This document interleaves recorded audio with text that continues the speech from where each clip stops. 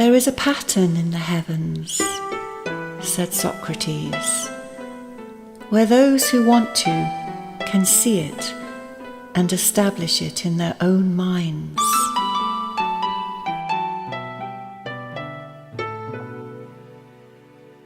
Once the undisputed jewel of the 700-year-long Moorish presence in southern Spain, the fairy tale palaces and lush gardens of the Nasrid dynasty at the Alhambra represent the full and fragrant flowering of Islamic wisdom and learning during the medieval period, created in praise of the divine for the upliftment of all who enter in.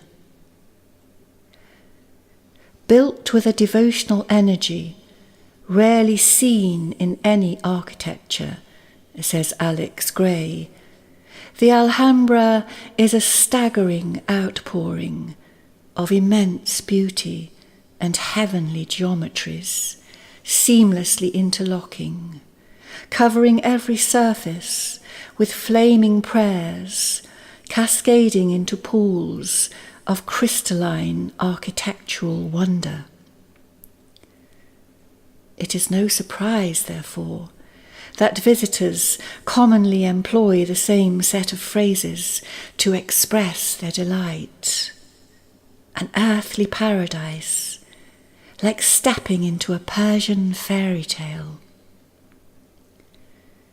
Yet for several centuries, all this lay in ruins, after being abandoned by the Catholic kings who captured it from the Moors in 1492. For a while it became a royal palace, but was deserted in the mid-17th century, after which it quickly fell into disuse and lay forlorn, inhabited only by a handful of local folk who found shelter there for themselves and their animals. It was not until the 19th century that the Alhambra found its way back into the collective imagination, so to speak. The romantics of the day were particularly drawn to its faded, dreamlike charm.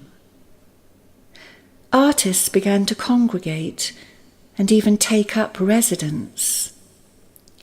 One in particular, the American Washington Irving, lived there for several years, composing his now famous Tales of the Alhambra, which were published in 1829.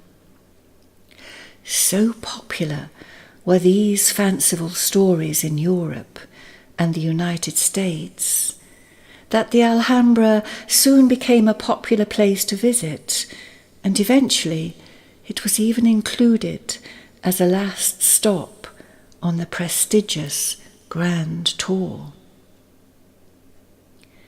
These were the times when the ideas of the Enlightenment and the relentless march of science were beginning to be challenged, particularly by the Romantics, who yearned for the restoration of the ideals of the pre-scientific revolution, where beauty and the soul had seemingly mattered more.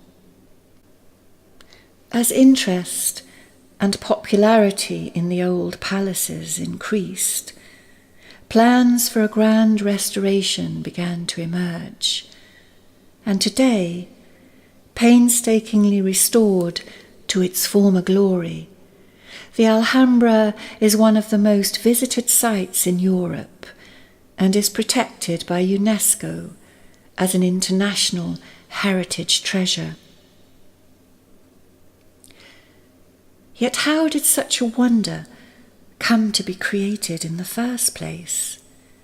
At a time when so much learning had been lost after the collapse of ancient Greece and Rome, when Europe had fallen into what has become known as the Dark Ages. The story goes that many of the secrets of the classical world were somehow acquired by Islamic scholars who studied, improved upon, and incorporated them into their own systems of learning, which were passed down until the time of the Alhambra's construction in the mid-13th century. Within the Islamic paradigm, the divine is believed to express itself in 3 dimensions: in the universe, in nature, and in humanity. And the architects of the Alhambra are said to have attempted to bring these core elements together. The sacred geometry reflects the order and architecture of the universe. The lush gardens and water features revere nature, and the numerous verses of prayer and poetry carved into the walls speak directly to all. Architecture is frozen music, said Goethe.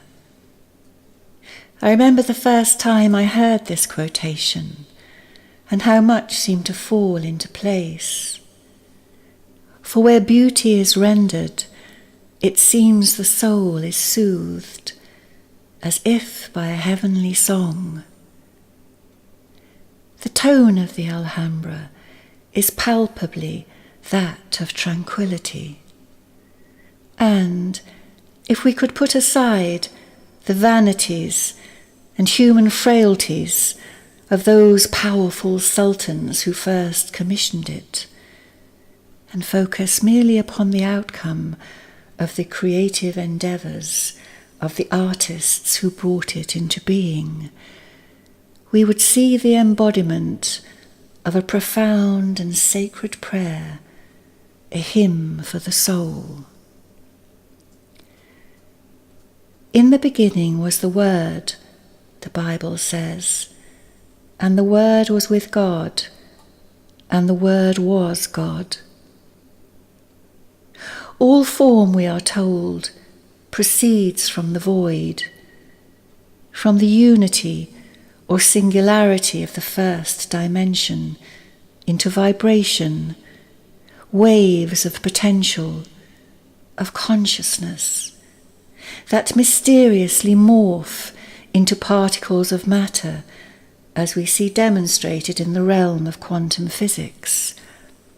A whole new paradigm with a non-materialist base, gradually emerging into our understanding, and yet clearly understood by the creators of the Alhambra and their predecessors in the ancient world. It is said that in order to know himself, God moved beyond oneness and sang the universe into being. In sacred geometry, this first movement beyond the incorporeal realm of infinite potentiality is represented as the progression from the single point or dot at the core of the circle outwards to the creation of its radius and onward through a sequence of increasingly complex tessellations and magnifications. This first geometric progression, however, is the most significant, for in drawing a circle around itself, spirit, it seems, reaches out into the third dimensional world in its first move toward becoming matter. As Lao Tzu explained, the Tao begot one, one begot two, two begot three, and three begot 10,000 things. It is said that the contemplation of these patterns was an important preoccupation of the ancient mystery schools. For in understanding the progressions and magnifications through the dimensional sequences, one could come to understand the manifest stages of becoming. Throughout the Alhambra, we see these sacred geometries reflected in both the architectural design of the palaces and in the intricate patterns decorating and embellishing walls, floors, pavements and ceilings, incorporating squares, stars, rectangles, triangles, pentagons, hexagons, octagons, all beautifully combined to express the progression through a multiplicity of mathematically and poetically precise magnifications that include geometric references to the Fibonacci sequence, the 5 Platonic solids, the golden mean proportion, and the exquisite sacred flower of life, all of which, if contemplated closely, can be imagined as fractals spinning outward and inwards to infinity.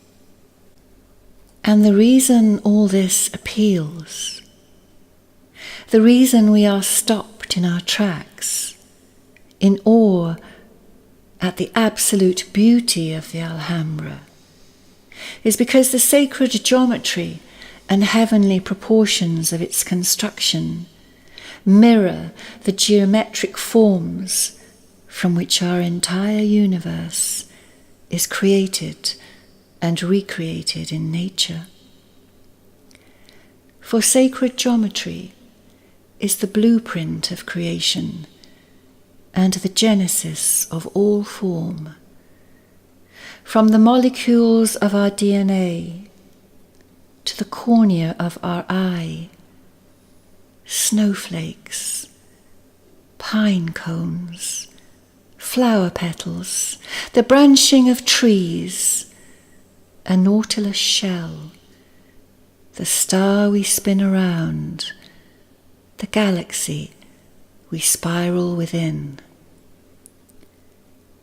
From the moment of creation, Big Bang or divine inception, from the void or oneness at the heart of the mandala, all form is created thus. 10,000 reflections, multiple dimensions, and yet for all this, nothing is changed.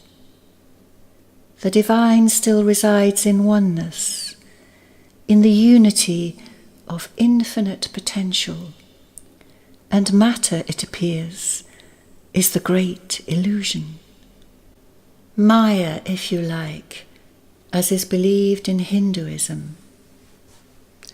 For when from our outer world we look back inwardly, we see clearly that in each atom the proportion of mass is infinitesimal.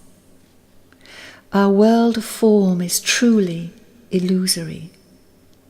We are more like holographic energy bodies, animate and seemingly inanimate alike, resonating at multiple frequencies and yet having the appearance of solidity, whilst in truth all is but the dream of the divine. It is the forgetting of these things that is at the root of our feelings of separation and disconnection, and conversely, it is the remembering that brings us home. Innumerable sacred prayers and poetic verses adorn the Alhambra's walls, mostly in praise of Allah, carved in exquisite cursive Arabic calligraphy. A male voice speaks the prayers, it seems. There is no victor but Allah. His throne doth extend over the heavens and the earth, and he feeleth no fatigue in guarding and preserving them. For he is the Most High, the Supreme in glory. Elsewhere, walls, domes, fountains and gardens speak to us directly and intimately in a softer female voice, charmingly inviting us to enjoy her beauty and to be changed in the process. I am the garden appearing every morning with adorned beauty. Contemplate my beauty, and you will be penetrated with understanding. There is something quite delightful about being addressed in such a way, and it is, of course, utterly in keeping, philosophically speaking, for if the whole of creation is imbued with spirit, if there is nothing that does not emanate from the divine, then all is, in a sense, sentient. How beautifully imaginative, then, to give these architectural elements lyrical presences of their own. Round about the time of the Alhambra's construction, the great tradition of alchemy thrived in Europe and Islamic Spain. Cordoba, close by, was the epicenter of such study, and I couldn't help wondering, looking on at these poetic animations, whether they were not, in fact, oblique references to the first great goal of the alchemical journey, the rescue of spirit trapped within matter. One of the numerous water niches that would have contained jugs of water announces herself and her desire to quench the thirsts of those in need of refreshment. I resemble a wedding throne, even surpassing it. I bestow good fortune on the bridal couple, or to anyone who comes to me complaining of thirst. My spring gives him fresh water, clear and pure. I am like the rainbow when it appears in the sun of our Master. The exquisite court of lions, with its classical golden mean proportions, addresses us directly too, it seems, drawing our attention to its sparkling central fountain and the interplay of the cool water flowing over its marble surfaces. For are there not in this garden wonders that God has made incomparable in their beauty?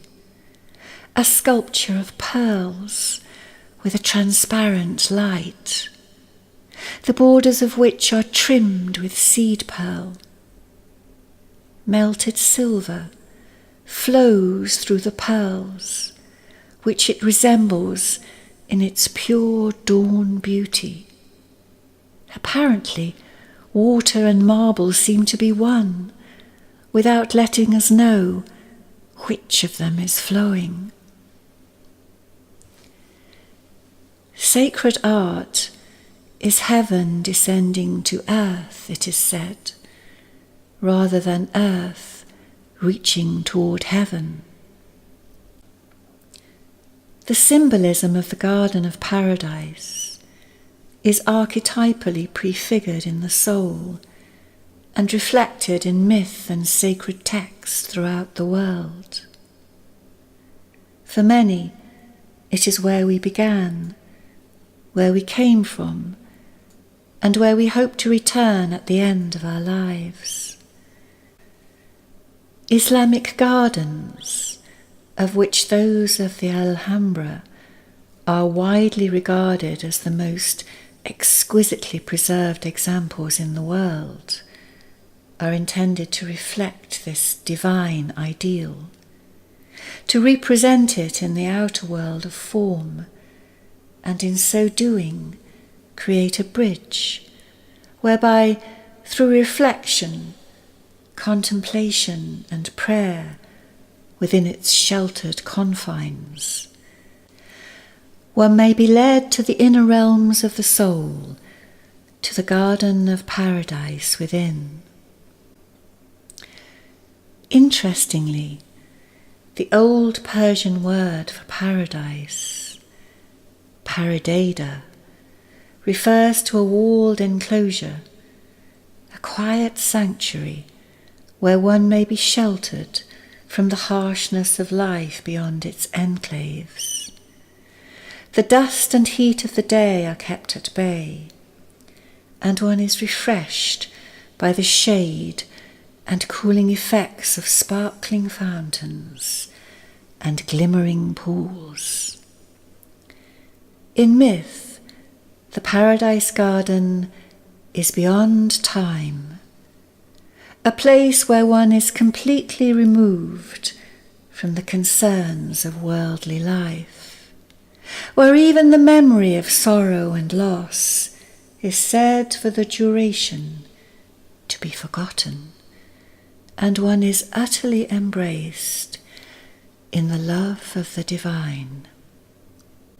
In hot, arid landscapes, and particularly for desert peoples, for whom the oasis, with its date palms and freshwater springs, is the only possible source of replenishment, the symbolism of the paradise garden takes on an even greater significance.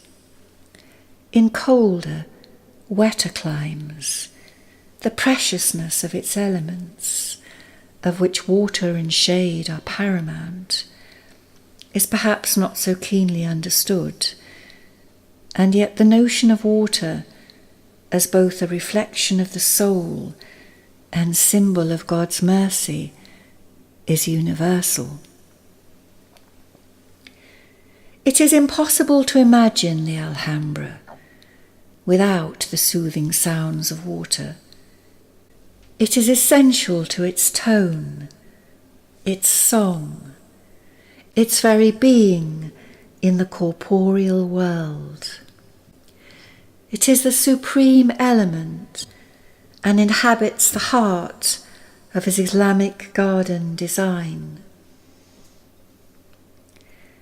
In her beautifully evocative book, Underneath Which Rivers Flow, The Symbolism of the Islamic Garden, Emma Clarke shows us how the many charming courtyard gardens of the Alhambra unfold around this central element.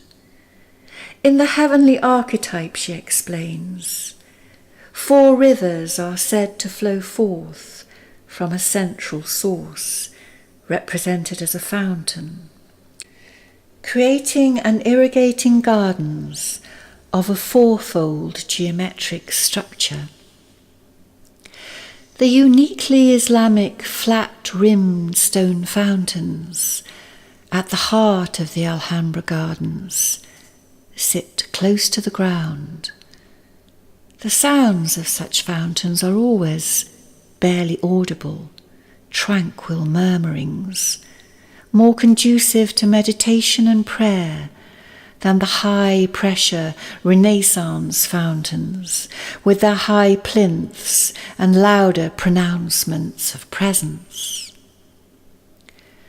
The 4 quarters of the classically Islamic garden, known as the Chahar Bar, are often bordered with clipped box hedges and set with date, fig, pomegranate and olive trees, and planted with bulbs, scented flowers and herbs. Tulips, of course, are a favourite, and roses too, as well as violets saffron, iris, jasmine and narcissus in their seasons. In the Quran, the 4 gardens of paradise are said to be divided into 2 pairs. The lowest pair, the garden of the soul and the garden of the heart, and the higher pair, the garden of the spirit and garden of the essence. The symbolism of the 4 is deeply significant too, mirroring the earth with its 4 cardinal directions, which combined with the circle at the centre reflects the marriage of heaven and earth.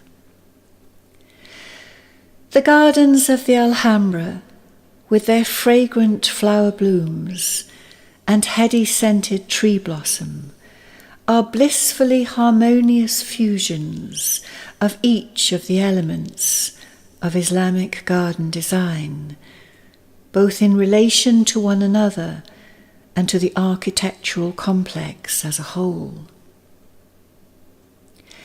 It is said that the only words spoken in the heavenly garden are those of peace, and certainly, as the hours pass and one is drawn more and more deeply into the mysteries of the Alhambra, it gradually weaves its potent spell, and we are enchanted. We are brought into harmony with its sacred song, so that, like our heavenly prototypes, who have somehow glimpsed the paradise beyond, we too may forget our sorrow and pain, and for the duration we may rest in the serene embrace of the divine. We owe an enormous debt of gratitude to the architects and artists who created the wonder that is the Alhambra. And yet for all their immense skill, dedication and devotion, no personal acclaim is accorded within the Islamic tradition. The role of the artist is not to render personal imaginings, but rather to reflect, to bring down, if you like, to attune to what is greater and beyond themselves, to that which is archetypally prefigured in the pattern and structure of the cosmos itself. And in so doing, they have enabled us all to glimpse a divinity at its very heart, a sacred consciousness, a soul, if you like, to which we are all eternally connected. Whoever shall make the hidden manifest, say the alchemists, knoweth the whole work.